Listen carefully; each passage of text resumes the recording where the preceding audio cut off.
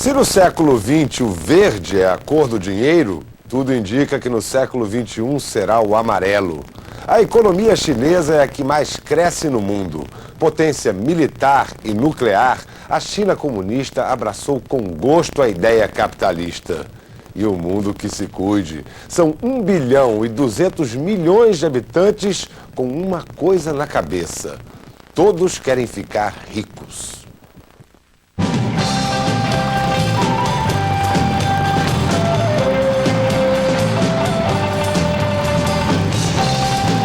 $1.2 billion people gearing up to get rich.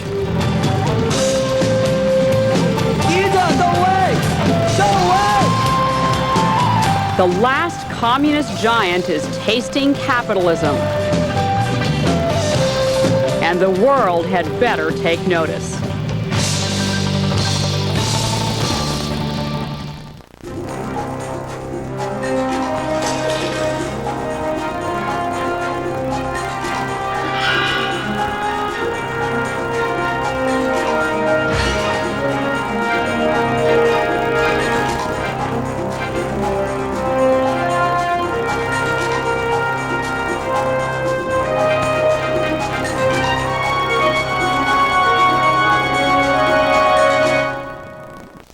Hello, I'm Consuelo Mack of the Wall Street Journal. The United States dominates global markets today. But as we near the turn of the century, other countries approach center stage. Among them, one stands out, with the biggest population on Earth, the world's largest standing army, nuclear weapons, and the fastest growing economy in the world. China is the largest emerging power on the planet. Deborah Wong is an American journalist and the former ABC News correspondent from Beijing. What are you buying? Pearl necklaces. She has spent the last 6 years working as a reporter in China and Hong Kong. What kind of work? What kind of things do you do? We go and eat. In the evenings, we get together to have fun and go dancing. That's right, we dance in the evening. In the whole country, Shanghai's older generation is the luckiest. We really have it the best. It's even better than overseas. Hong Kong, America, Australia. It's the best here. She just came back from Australia. So Shanghai's older people have it the best. But our lives are not as restrained as you might think. We're all over 50 years old. How does the present compare with 4 or 5 years ago? It's much better now. What's better? Why is it better? The people on the street dress better. They eat better. It's pretty good. Why is China developing so fast? The economic reforms, of course.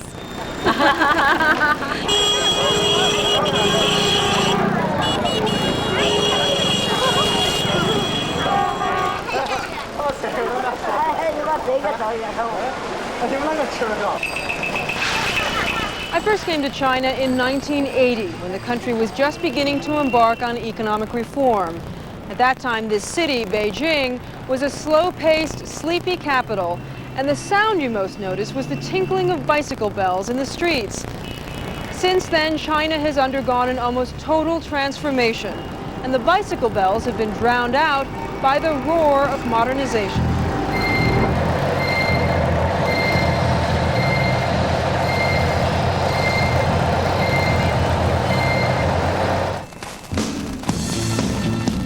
That roar is engulfing all of China as the country transforms itself brick by brick.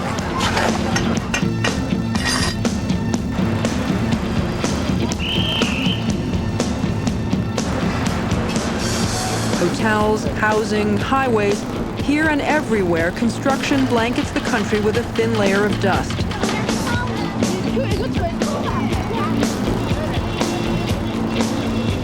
And yet China's rebirth is accompanied by continued political repression.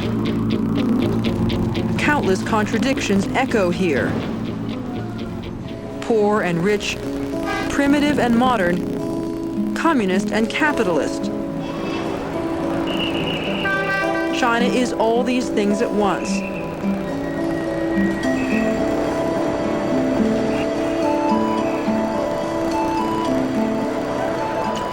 An emerging superpower with nuclear weapons.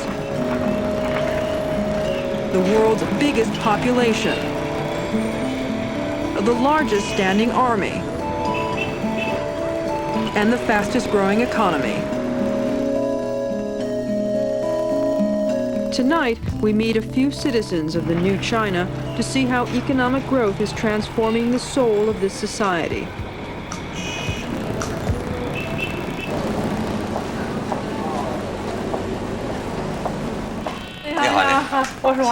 He is the perfect symbol of new China, a rags-to-riches millionaire. In the past, a 9-inch black and white television was a luxury. But now we have a 25-inch color TV, even a VCR and a camcorder. When Chinese leader Deng Xiaoping abandoned communist claims of equality and said it was okay for some people to get rich first, Zhu Shiming took him at his word. With an initial investment of $200 US, Zhu Shiming opened a small shop for a scarce commodity, Western-style women's clothing. He bought a used sewing machine and started sewing. At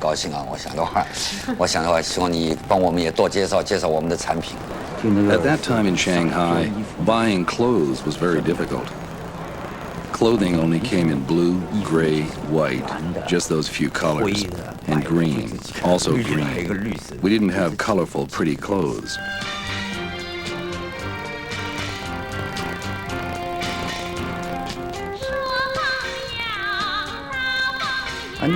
The young women especially liked pretty clothes, so they would come to our store and be satisfied.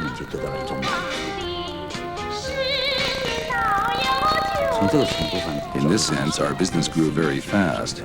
In the following month, I added another sewing machine.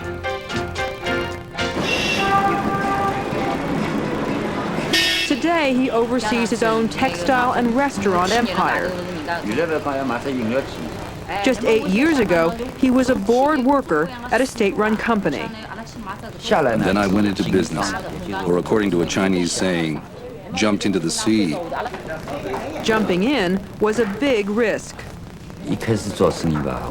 When I first started, I had the feeling that it was very dangerous. What would I do if I failed? Zhu Shiming graduated from high school in 1966. Graduates of this class and the classes of 67 and 68 are called Lao San Jie, or Old Three Classes. They were separated from their families and sent to the countryside at the start of one of China's most traumatic upheavals, the Cultural Revolution. I took the train for 3 days and 2 nights to the northeast part of China. We had nothing to eat. We had no clothes to wear, and nobody was there to take care of us. We were just left at the countryside.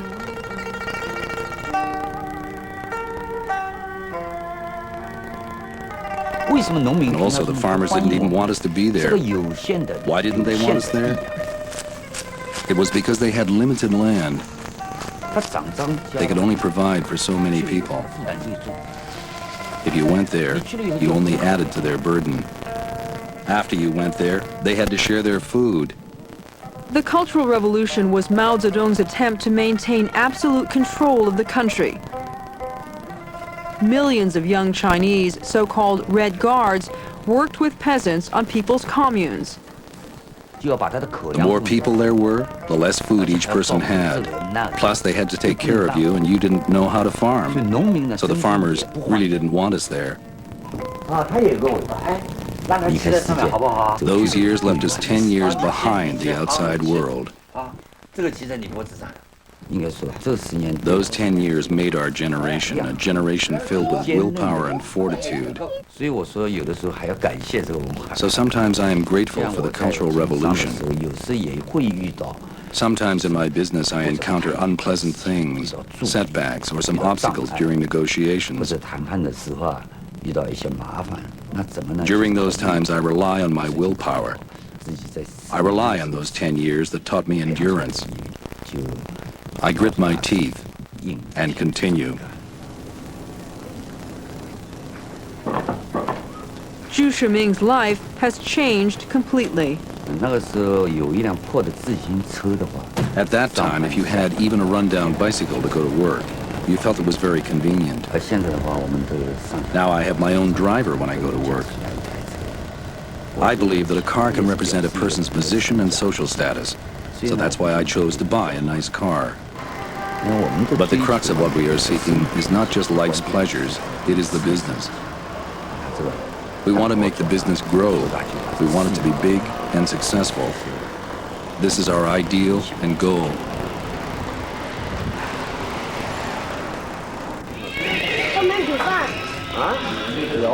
The Cultural Revolution ended in 1976, but it's being repackaged for the 1990s. Theme restaurants are a new fad, where nostalgic diners can eat dishes like the educated youth's reunion platter under artifacts of the era. Shang Xujian is a part owner. It's a place for the old three classes to talk together, meet together, chat, or have dinner together. For example, people who were lovers back then, they probably aren't now, can see each other.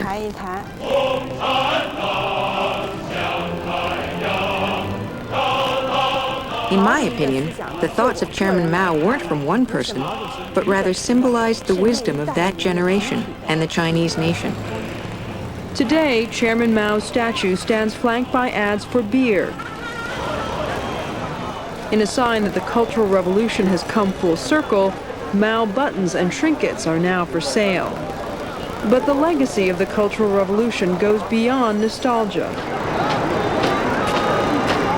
Mao did lead the Chinese Revolution, and he made many mistakes after the revolution. And in fact, I believe he committed crimes by creating things like the Cultural Revolution. Shan Weijian is an investment banker in Hong Kong, where he raises millions of dollars for China's construction. During the Cultural Revolution, Shan worked as a peasant near the Gobi Desert. The old three classes, the Lao Sanjie, have come of age, and some experts think they occupy a remarkable role in the new China. It is correct to say that Lao Sanjie, or those people who have experienced the Cultural Revolution, who have suffered during the Cultural Revolution, now form the backbone of the Chinese economy, politics, culture, and perhaps many other things.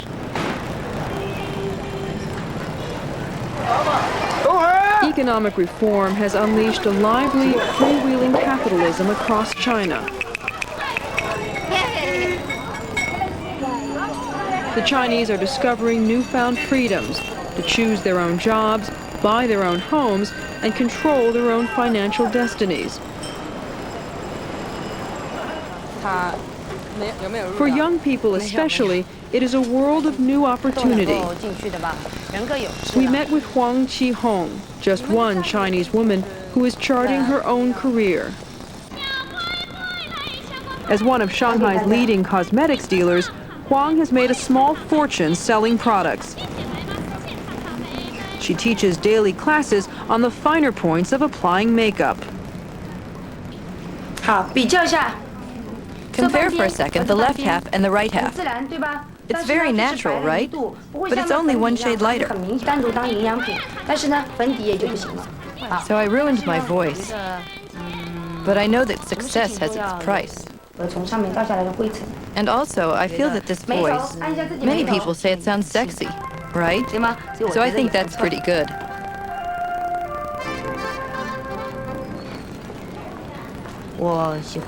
I'd like to invest in a field related to beauty, like a beauty salon or a gift shop, a cosmetic store, or something like that.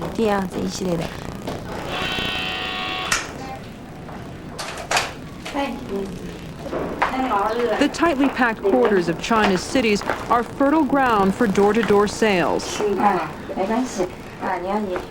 Today, this retired neighbor has enough extra money to buy cosmetics. Before, just think, we had nothing to protect our skin. Now in China, standards are so much higher and our quality of life has risen. Even we older people can protect our skin. So I told my children to buy me some and I'd try it. Actually, it worked. At home, the daughter's work is a big part of the parents' life. She's my daughter. Our hearts are connected. So sometimes I try my best to think of ways to help her. Huang's father is retired from the Chinese army. Now he too lends his daughter a hand with sales at home. His own work life was very different from his daughter's. We did professional work. Whatever you studied, that's what you worked in. It was impossible to change your job whenever you wanted to. In the past, that's just the way society was. In the past, we worked from when we were young until we were old. Now, in the middle of your career, you can quit your job. You can change your career. You can do whatever you want.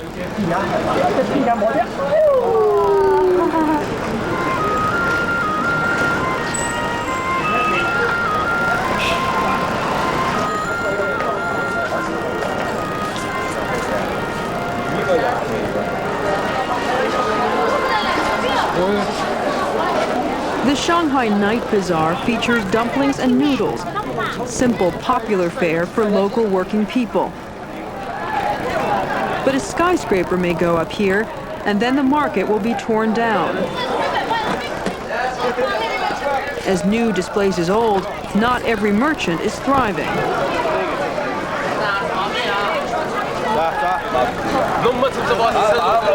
The Nanyang group swallowed up this land and is forcing us to leave. To be frank, in the past we were just country bumpkins. We weren't regular business people. But as long as we had this stand, we felt secure, and we were happy. We felt stable with this kind of work, and we were happy. And the Nanyang group bought this land and took away our rice bowl.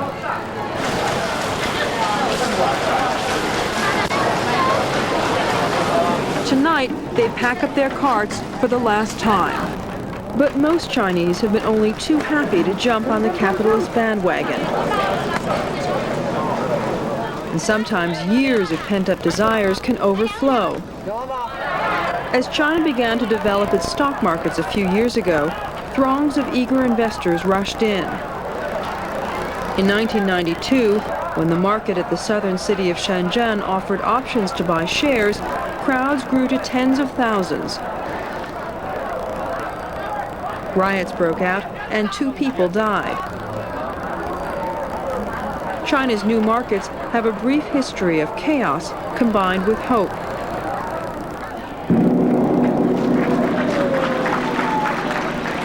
Today, Beijing's huge new commodity exchange is a symbol of China's aspirations.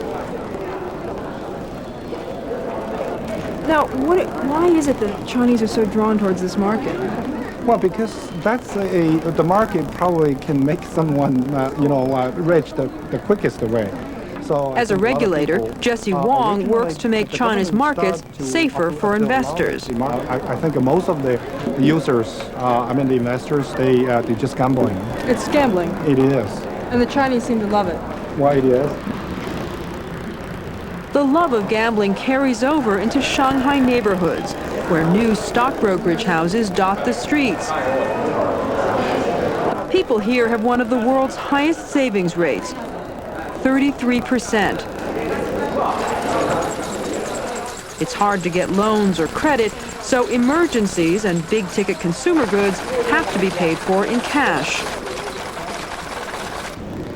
After spending 11 years in the countryside during the Cultural Revolution, Jesse Wong got a PhD in accounting and trained in the U.S.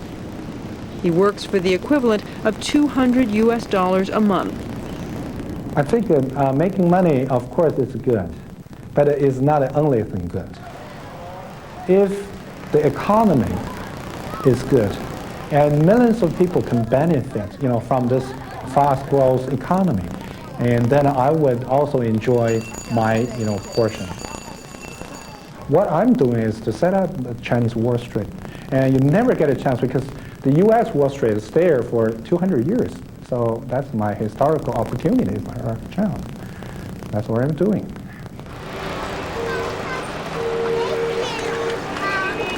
Constructing China's Wall Street may be a milestone in its move towards capitalism. but the country is far from giving up on socialism altogether.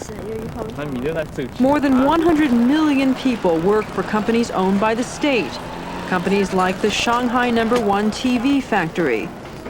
Socialist monuments, these factories take care of every aspect of a worker's life. This is the first week of daycare for Yang Weilie and Hui Guofang's 1.5-year-old daughter, Yang Ming. And she's not very happy. We bring our daughter to the factory kindergarten. We don't worry about her when we are at work. We feel more at ease and don't worry about her welfare or whether she is being naughty. All the nurses there are professionals, so I don't have to worry about my child when I am working.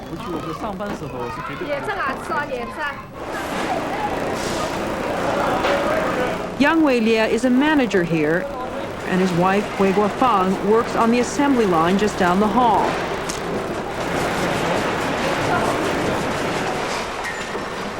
This was Mao's dream, the communist utopia. A factory that took care of workers from cradle to grave. Food, education, retirement, medical care, housing, all provided at low cost to obedient, motivated workers. That's the dream. The reality is China's economic nightmare. Over 100,000 companies, up to 2/3 of them losing money. One company I know, for example, has 4 schools and a number of primary schools, 1 university. That's a lot of social burden. And some companies own fire stations, police stations. One company I know even owns a court. With help from the factory, Yang and his wife just bought their first apartment. They joined the factory right out of high school. This is the only life they've known.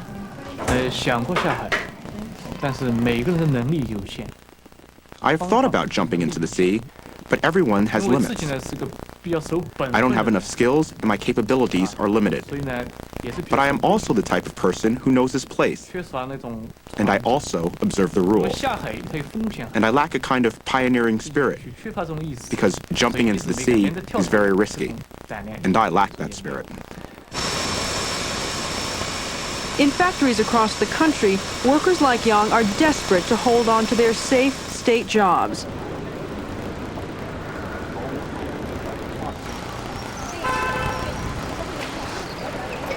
By some estimates, China spends around $50 billion a year to prop up these aging holdovers of the socialist system. Printing money to finance these loans, in turn, keeps inflation high. So far, officials have shied away from radical reform of state industry, fearing that unemployment and dislocation could weaken their political control. But some experts believe that China's private sector has grown as much as it can. Unless the government becomes more daring with the state sector, China's future economic growth will be at risk. China faces similar challenges in the countryside.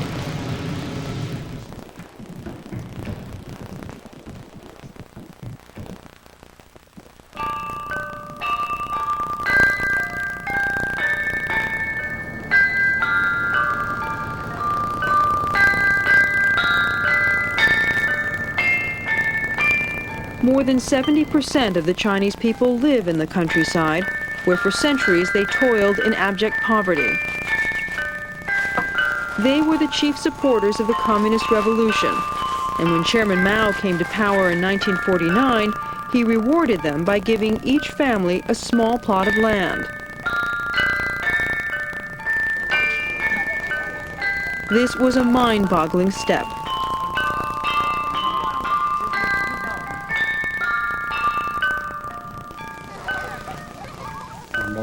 Chairman Mao did a lot for China. If Chairman Mao hadn't established New China, we would still be poor, right? But by the late 1950s, Mao had forced peasants onto communes, and by 1976, his policies had left the countryside on the verge of economic collapse. Oh, forget about 20 years ago. I was a woman with 6 children. The youngest was 2 months old, and the oldest hadn't finished school. How hard was it? I survived, didn't I? Just 2 years later, the new government of Deng Xiaoping began abolishing the commune system and gave farmers freedom to grow and sell their own crops. Agricultural output soared and peasants prospered.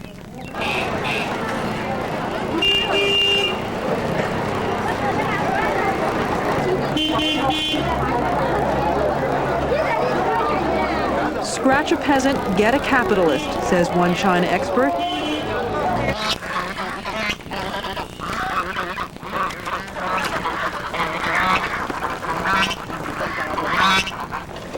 Many peasants put their newfound wealth, however modest, right into small businesses of their own.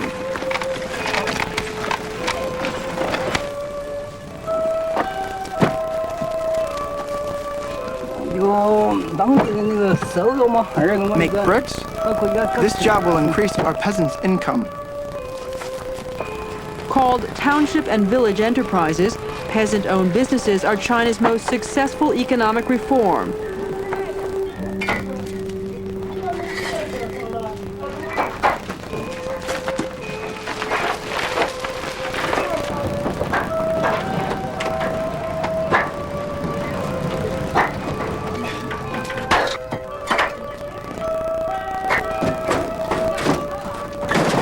Big and small, low-tech and high-tech, they are the very engine of China's growth.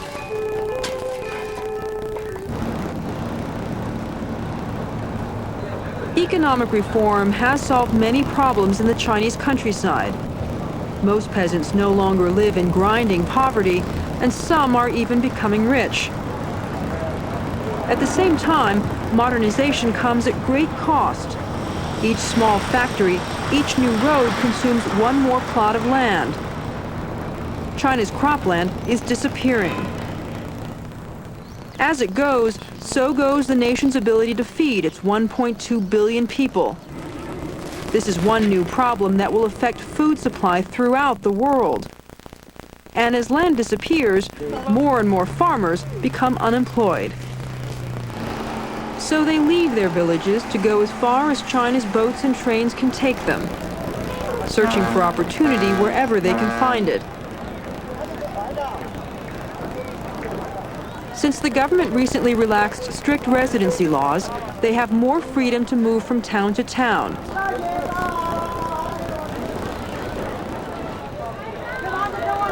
They join what's called the Liudong Renkou, the floating population.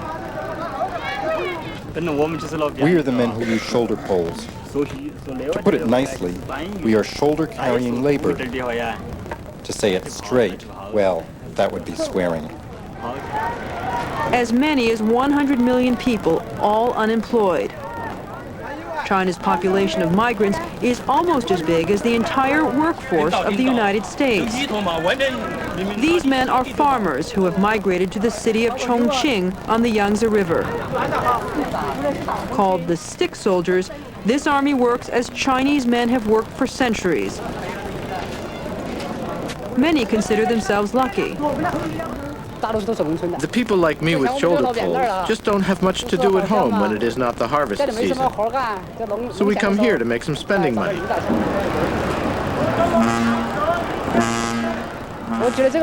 I think this work is good, meaningful, very good.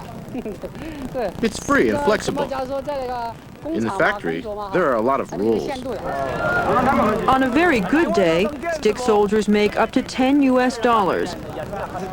They save most of it to send home. But like many citizens of China, they are subject to the whims of those above them. Sometimes the security officials are terrible. They often defraud us shoulder pole men. They dress in official suits with official insignia on their caps and collar badges, but what they do is racketeering. The other day, I went to the leather market on High School Road, and I encountered them. They asked me if I had a license. I said no. They punched me and took all my money away. All of my savings for a month and 10 days were taken away. Now what they do is make money for themselves. If you look at the Chinese history, and there's a Chinese saying that the Chinese are not afraid of poverty, but they are afraid of disparity income distribution. And if everybody is poor, as we were, let's say 20 years ago, it was more or less okay. But if there was a group of wealthy people and large group of very poor people, that's the condition for revolution. That's how the Chinese Revolution of 1940s occurred. It happened with poverty, starvation. The same is true today. If you have a group of people who are extremely wealthy and a large group of people who cannot make good living, there will be a social trouble.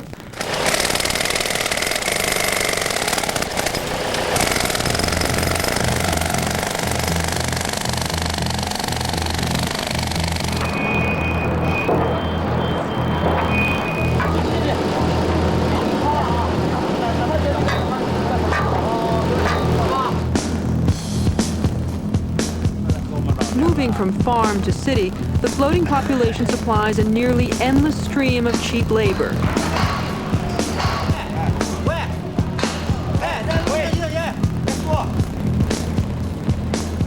They work for as little as $1 US a day, often in hazardous conditions.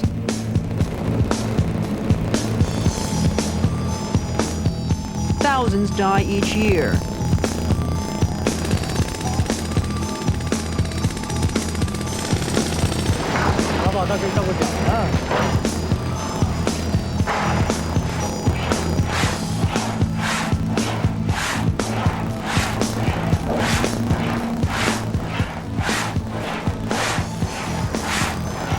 These are the men who make the bricks, carry the wood, and saw the timber that is the foundation of China's Industrial Revolution.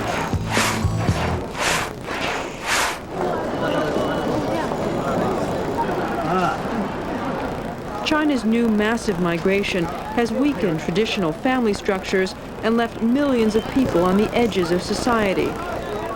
Increased crime, unemployment, and homelessness have followed. Take, for example, the city of Shanghai. People say that migrant workers in this city number about 2 million. Makes streets very crowded and make crowds out jobs for the people who do live here.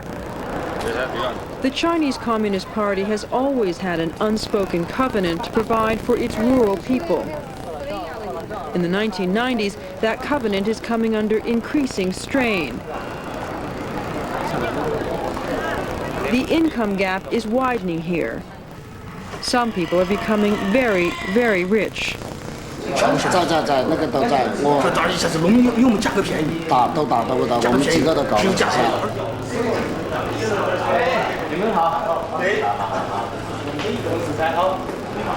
Liu Yonghao is the Frank Perdue of China.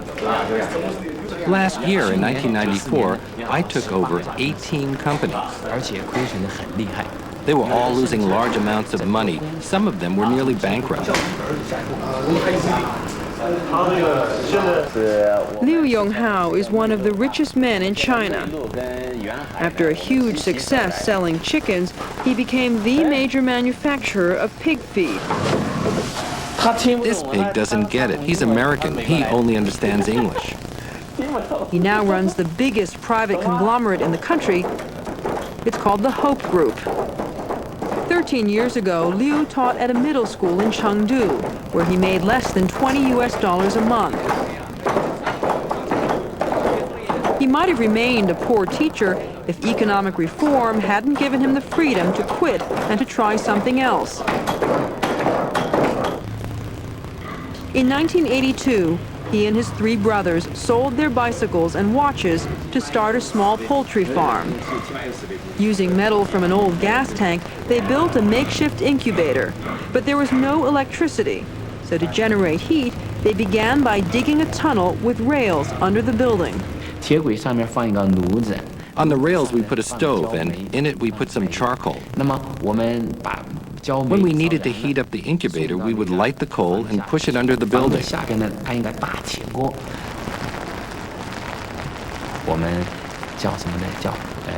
We called it a mechanized semi-automated incubation building. There were constant innovations. The brothers also made sacrifices. When they had no place else to go, the Liu slept with the chickens. After chickens, in 1987 came pig feed. China was getting richer, and people could afford to eat more and more of their favorite meat, pork. By providing peasants with cheap, high-quality feed for their pigs, the Liu brothers hit a consumer wave on the nose. Today, the Lius employ 10,000 workers and have 34 pig feed mills scattered throughout China.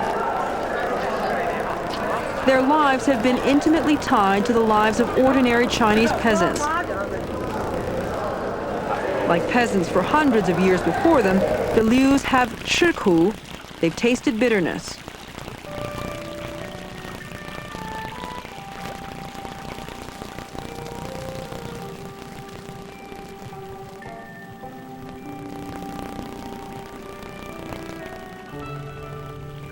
We were very young during the Cultural Revolution.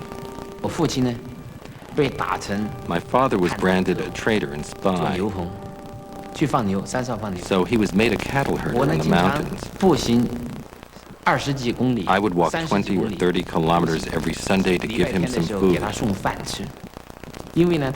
I did this because he didn't get enough food in his ration. When I brought rice to him, he would be tending the cattle. He would just stand and look at me for an hour or two. I would just stand and look at the cattle and where my father was standing. When we met, we would embrace each other and cry very hard. Our ability to succeed and endure hardships today is deeply connected to the hardships we endured at that time.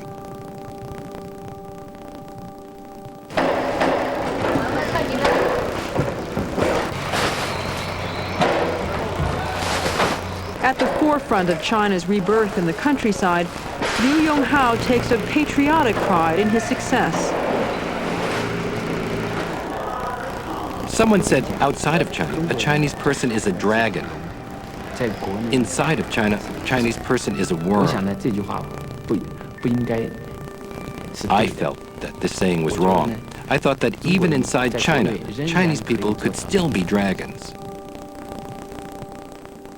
I think that overseas there are many enterprises, especially the very large ones, that think that China will develop. They see Asia as the fastest developing economy in the world. The fastest developing economy in Asia is mainland China. The fastest developing part of China's economy is private industry. The biggest and fastest growing of these, they say, is our Hope Group. Thus, we have some opportunities.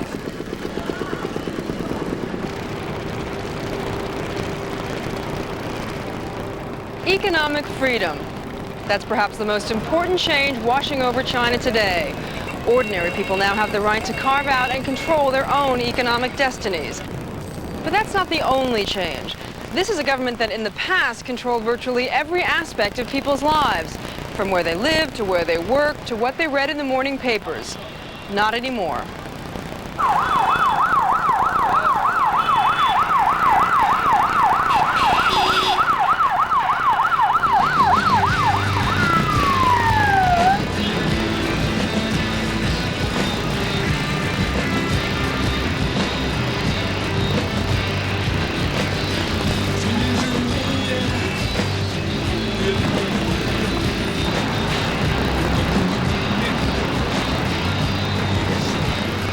As capitalism sweeps across China, it brings technology with it.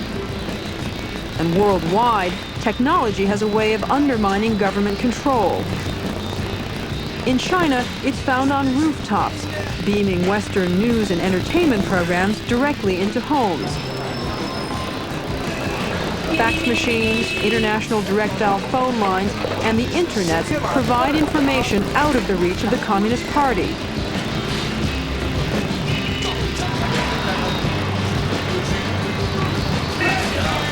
Underground publishing is flourishing. Chinese consumers have more access to uncensored books, magazines, and pornography than ever before. And even in the tightly controlled arena of state television, old rules are giving way. Whether it has reached the level of an information explosion is very difficult to say. But no matter what, there are more channels on TV. The audience has many choices. They can watch whatever they choose.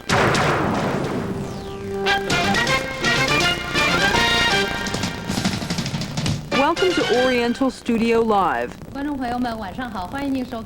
China's first live call-in television show. Live talk television. This is a remarkable new format in a country where public silence has been the norm.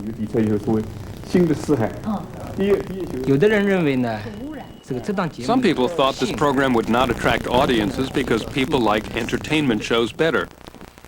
But we knew that China had been under the influence of traditional thought for a long time, and people were restrained in expressing themselves.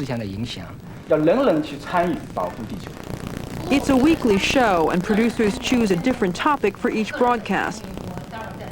Tonight, it's damage to the environment. Hours before going on the air, guest experts get together behind the scenes for a warm-up debate. In the area of environmental protection, the government plays two roles. The first is the role of boss. The company belongs to the government, so the government is the boss. But it is the government that has to take care of environmental protection. Therefore, it must be the judge also. Playing these roles at the same time is contradictory. This heated dialogue won't hit the actual airwaves. Once the show goes on the air, guests are more restrained. Usually when you ride in a bus, you can see black smoke coming out of the cars. Then we inhale it. I hope we can escape this situation as soon as possible. Economic reform has put Chinese producers in a ratings race. They must make money and attract viewers and advertisers for the very first time. These are market forces, and they've set in motion some early stirrings of public discourse. It's tempting to speculate where they might lead.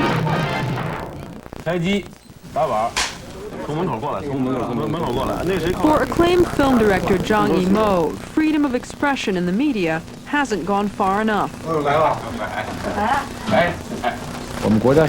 Our country, in terms of economics, in my opinion, is very open. But, for example, in terms of culture or movies, because my country's government looks at movies as a tool of ideology, they require that movies bear the responsibility of educating the people. So in reality, it's very open economically, but in terms of ideology, it's still very strict. Seen here on the set of his movie To Live, Zhang believes that economic reform is profoundly changing the Chinese people. The human spirit always wishes to be better, wishes that one's life would be even better, wishes for even more money, wishes to change one's fate. There's always this feeling of unrest. Overall, I think that motion is the main characteristic of today's China. Everyone wants to start moving, wants to come alive.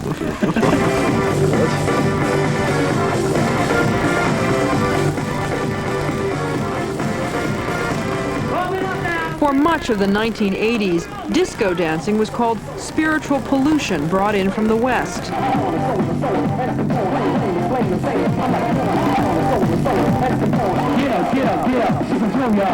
I remember when I was young, I went to a dance. We had to dance the waltz or the foxtrot. There was one couple that started to dance disco, then an old guy wearing a red armband went over to them and stopped them saying, "Don't dance like that." Sometimes when I'm in a disco, I think it's impossible that there is a disco scene like this here in Beijing. 我都觉得不可能是在北京那样的一个场面。 Even today, it's touch and go. Discos are periodically shut down by officials, only to open again a few weeks later. Here, they listen to Western music, but increasingly, China is developing its own homegrown rock and roll. Punk rocker He Yong and disc jockey Zhang Youdai live on China's creative hardcore fringe. Hu Young, what do you think young people want? They want money. They want women. They want cars, beepers, cellular phones. They want all of the very best things. Without money, you feel lousy. With money, you're decadent.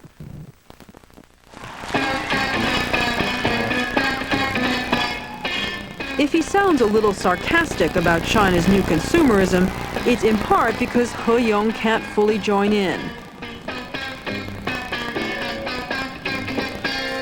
It's difficult for He Yong to get permission to go to Hong Kong for concerts like this, and on the mainland there's nothing like them. Rock concerts are almost completely banned in China. Just being a part of the rock scene is a kind of passive dissidence.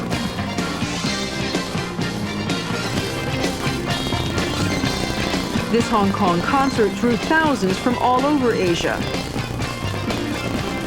Smelling money, promoters circled eagerly. One called it the biggest event of the year.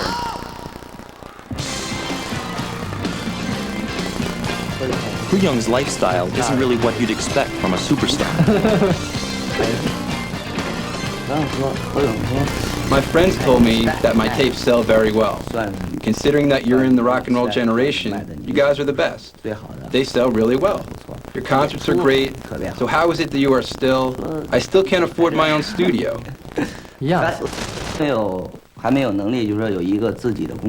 If I were to waste a lot of money on a studio, I wouldn't know what to eat the next day. Money is the rockers' lament of the 90s. In the 80s, the cry was more spiritual. June 1989. Tiananmen Square.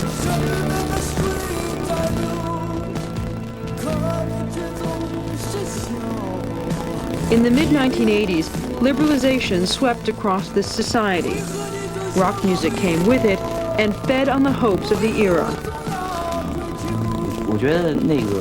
I feel the 80s were a particularly good time, a very precious time for me. Everything was so fresh. Caught up in the spirit of the time, He Yong and other musicians played for the students. China's music scene has never been the same. When I was hanging out with a friend a couple of days ago, we agreed the 80s were really the golden period of rock and roll in China. It's already over.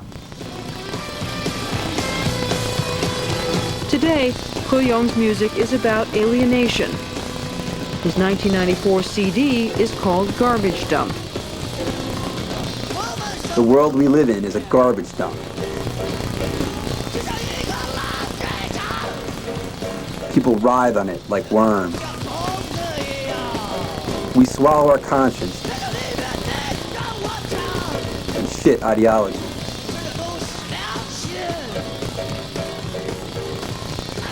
Is there any hope?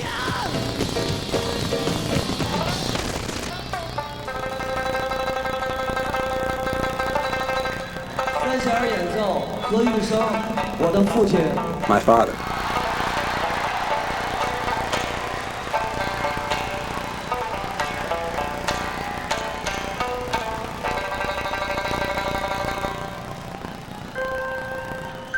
China's future is by no means certain.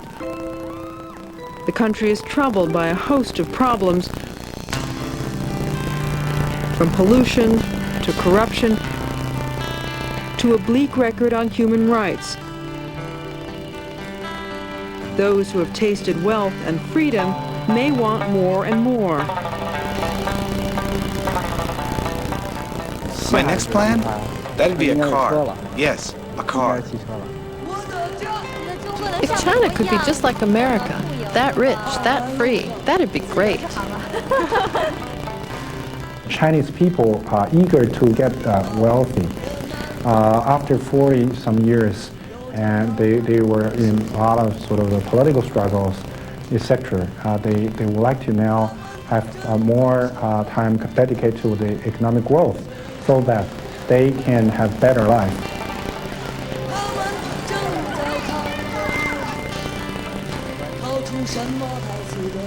In China's first Gallup poll, 68% said their personal philosophy is to work hard and get rich.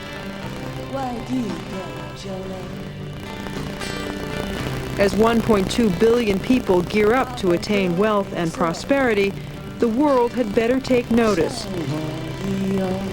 The economic revolution taking place in this ancient culture will reverberate around the globe.